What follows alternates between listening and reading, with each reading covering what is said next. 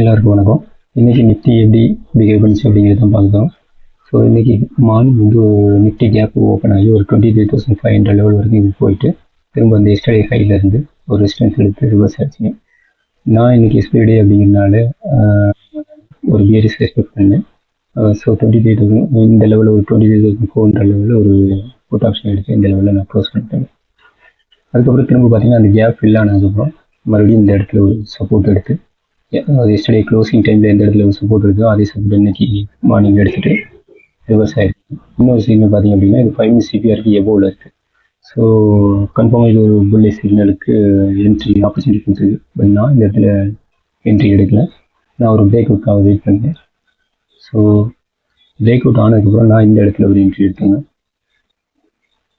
ஒரு ஸ்டாப் லாஸை கொஞ்சம் இன்வெஸ்ட் பண்ணி வச்சேன்.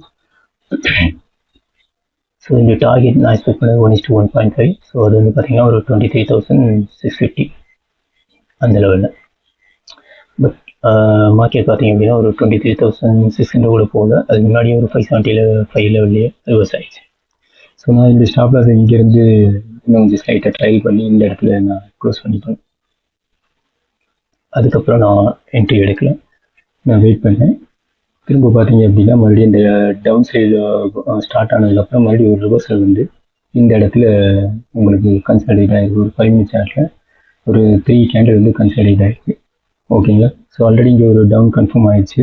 அதுக்கப்புறம் மறுபடியும் இந்த இடத்துல உங்களுக்கு கன்சாலிடேட் ஆகி திரும்ப ஒரு ரிவர்சல் வந்ததுனால நான் இந்த லெவலில் பிரேக் டவுன் பண்ணதுக்கப்புறம் இங்கே நான் ஒரு என்ட்ரி எடுத்துங்க.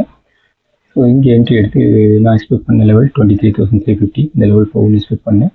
பட் இருந்தாலும் நான் அது வரைக்கும் வெயிட் பண்ணல. நான் அதுக்கு முன்னாடியே ஒரு 23,400 லெவலில் க்ளோஸ் பண்ணிட்டேங்க. ஸோ இது ஒரு நல்ல ட்ரேட்.